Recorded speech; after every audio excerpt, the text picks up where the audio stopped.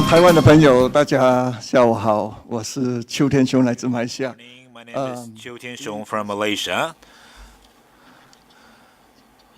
I think most of you speak Mandarin, so let me speak in Mandarin to talk about the e-commerce in Malaysia. My name is Chiu Tianxiong, the CEO of Logan. We are the largest.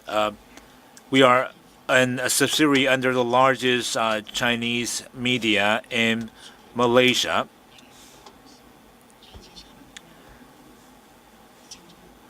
So we have, as you can see, sinchu.com.my, and these are the website that we have. We also have an online video channel. 3 to 4 years ago, we also started to do Logon, the e-commerce.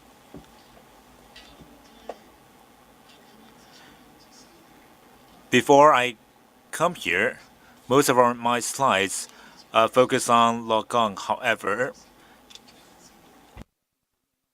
because of the new southbound policy, we hope that we can help people in Taiwan to learn more about Southeast Asia, or more specifically Malaysia. So I briefly changed my slides and focus more on the e-commerce of Malaysia. And my apology that this is the last minute slide. This is probably the best photo that I can find. I don't know who among the audience know me, because 2 weeks ago, I already came to Taiwan attending WCID.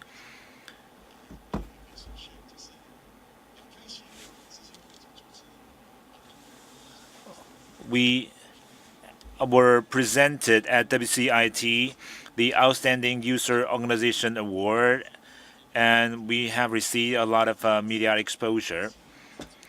And some of you know me because that in the past in Malaysia,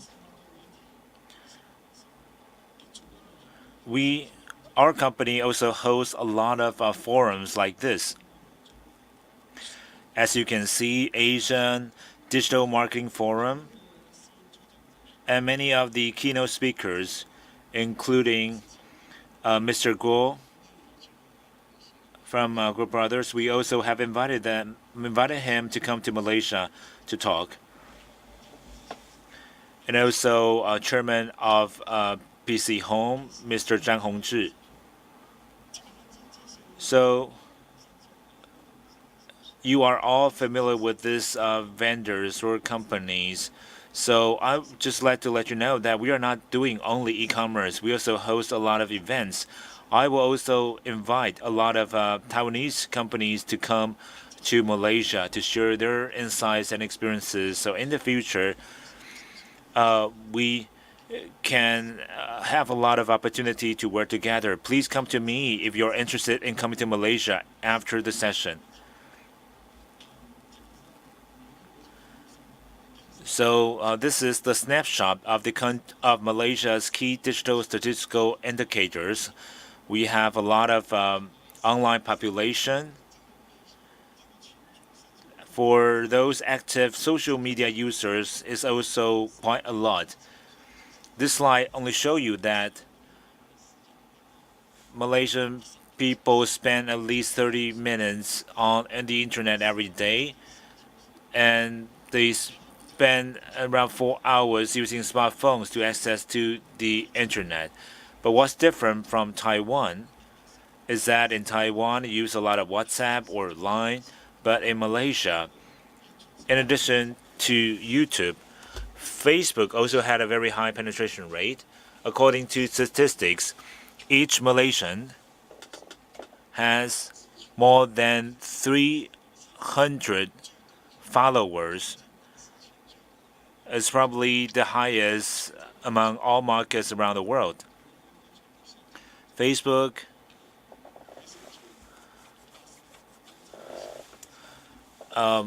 WhatsApp, Facebook, they're both very popular in Malaysia.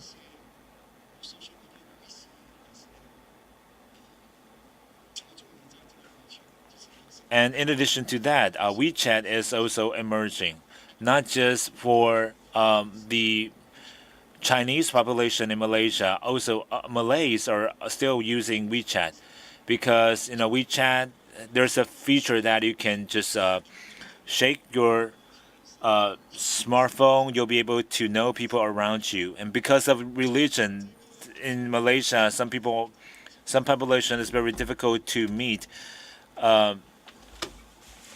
friends of the opposite sex. So this will be a good feature for them to use. That's why WeChat is getting more and more popular in Malaysia. And for e-commerce market, it is growing at a very rapid pace.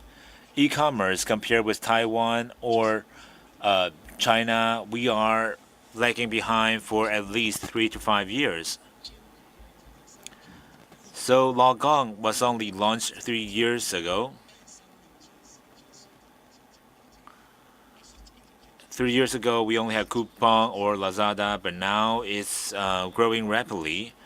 Every year, we are seeing a 10% growth. E-commerce, in terms of the GDP, 2016 is about 6.3%. It's about 74.8 billion Malaysian ringgit. In Malaysia, if you want to buy stuff, you probably will try to search on Google for the product that you want. And a lot of these e-commerce websites are having their own apps. So they're basically, the consumers are basically using these apps to purchase products. But in Malaysia, because the development is still lagging behind compared with other countries, there are a lot of people who want to purchase online, but many of the consumers do not have credit cards. So in addition to online banking or credit card payment, there's still a lot of cash payment. So a lot of logistic companies, they will do cash on delivery, or there's a company called MOL Online. It's working, it is of the same group as the 7-Eleven convenience store in Malaysia. So when you shop online, it's just like what we do in Taiwan. You can pay and pick up the product in 7-Elevens. So this service only emerged 2 to 3 years ago. Malaysia is the trade-oriented economy. I've talked to a lot of government officials via these forums. With the progress of globalization, we see that the SMEs in Malaysia, they're facing a lot of challenges, especially Chinese people, because Chinese people want to make quick money. In the past, they tried to make money by importing products from China, Taiwan, and other markets and sell to local Malaysians. However, with the emergence of e-commerce, the traditional business has been affected significantly. When I come to Taiwan, I would talk to some vendors. I will ask them, well, your pineapple cake is really delicious. Where are the ingredient comes from? Taiwanese people are really good at telling stories of their products. So 3 years ago, I have invited a pineapple cake manufacturer from Taiwan to share their idea of how to market their products, how to tell stories, storytelling skills. That is something that Malaysian vendors are lacking. And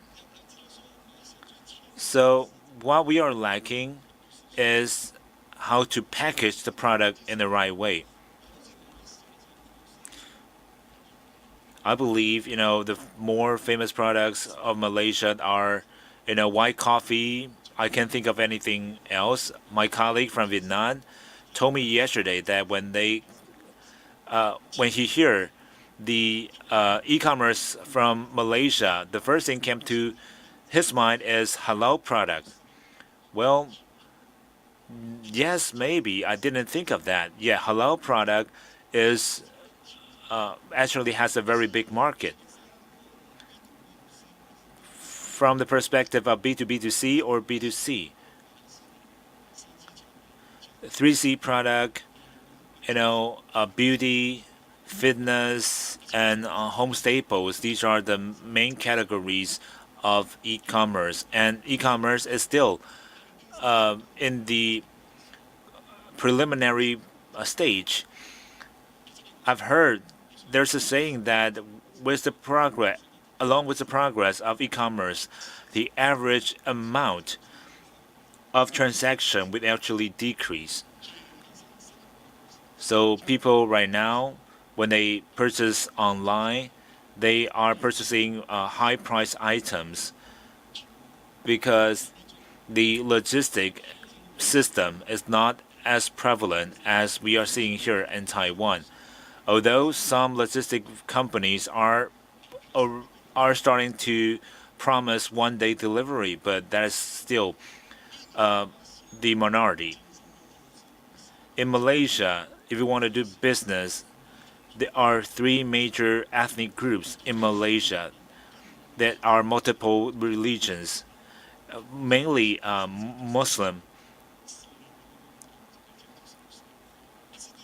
But for Chinese, there are Christianity, or there are also Buddhism, and Indian also have different religions, and they speak different languages. So if you want to do business in Malaysia, you need to speak English, Mandarin, or Malay. Malay, the market is mostly for the halal market. Malaysia is also famous for the halal certification. Malaysia is one of the country with the highest number of halal certifications. So when you get the halal certificate from Malaysia, your product will be able to sell to many different markets or countries. So I encourage a lot of Taiwanese vendors, if you get the halal certification from Malaysia, you'll be able to sell your product to a lot of places. And I will not go into detail for this slide, but I would like to tell you that in Malaysia, there are abundant opportunities for marketplace. There's B2B, C2C. We can see Taobao in the C2C marketplace. It's a Red Sea, so to speak. We have Shopee. We have companies, joint venture between Malaysian and Korean. Shopee is really aggressive. I've heard that in Taiwan, Shopee is getting a lot of market share from PC Home. They have a lot of money, and they are huge. They're very competitive when they enter Vietnam, and that's the same case when they enter the Malaysian market. Malaysian is a big market. Rakuten is also launched in Malaysia. We also see some local B2B2C platforms or marketplace. So the payment scenario also changed a lot. Sorry, I only have 5 minutes left. Alipay is popular around the world because a lot of Chinese tourists need to use Alipay. And this year, Alipay is officially launched in Malaysia, and which could be used by Chinese tourists. And Alipay also works with the second largest bank in Malaysia, so that local Malaysian consumers can also use Alipay in Malaysia. So that is probably the first overseas market of Alipay, which means that local residents can actually use the service. I've heard that Tencent's payment system will also enter Malaysia. So the payment scenario changed a lot. It's because that in March this year, the Premier of Malaysia actually met with and signed an agreement with Ma Yun of Alibaba to bring Alibaba to Malaysia. And Malaysian government has launched or established a digital free trade zone near the airport. What is this free trade zone is about? It is providing cross-border e-commerce service, encourage Malaysian products to export via e-commerce platform. So this will be able to help Chinese products to sell to Malaysia and then forward to other specific markets. So this DFTZ, it basically is an e-fulfillment hub. Through the assistance of international logistic companies, it will help SMEs to export their products in an easier way. It is also a satellite service hub, so that to connect the SMEs with service companies provide finance, logistic, insurance, and other services. And it is also an e-service platform to manage the export-import trade procedures in a more effective way. So these DFTZ is only been launched for several months. So for Malaysian, if I want to buy something from Taiwan, if it's under 500 ringgit, it is duty-free or tax-free. But with this DFTZ, the ceiling of tax-free items will be raised further. If it's under 1,000, if the ceiling has been raised to 1,000, then basically everything is tax-free or duty-free. So this will affect the business of local companies or vendors significantly. I still have a few minutes left, so I will now start to talk about Logon. Logon went through a lot of challenges. A lot of people didn't think we would do well. We mainly target the Chinese-speaking population in Malaysia. We were backed by a large Chinese-speaking community, and we also run a Chinese language newspaper. We are the 4th best-selling Chinese newspaper in Malaysia. And in fact, our newspaper, as well as 3 other most popular newspaper in Malaysia, have an audience that account for 90% of all Chinese-speaking Malaysians. And our target, we have 2.5 million readers, and we have 7 million users on our webpage. Through social media and our Facebook page, we are able to reach even more people. We have accumulated 3.2 million likes on Facebook. And there are also a lot of online forums where we can find our potential clients or customers.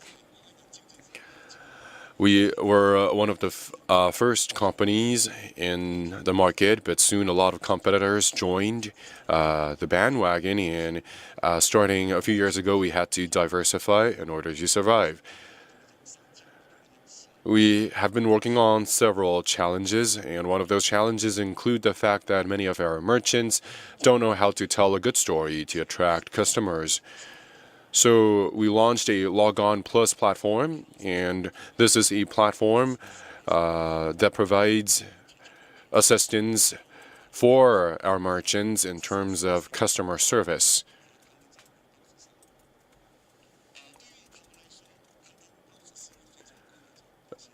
For a lot of merchants, to buy ads on newspapers is expensive, but for us, because we also run a newspaper, it's not that expensive. Finally, I'd like to welcome you to come and join our forum and also join our platform. And I hope that with the help of TaiwanTrade, we can help bring more Chinese businesses to Malaysia. Attention, cool. Thank you.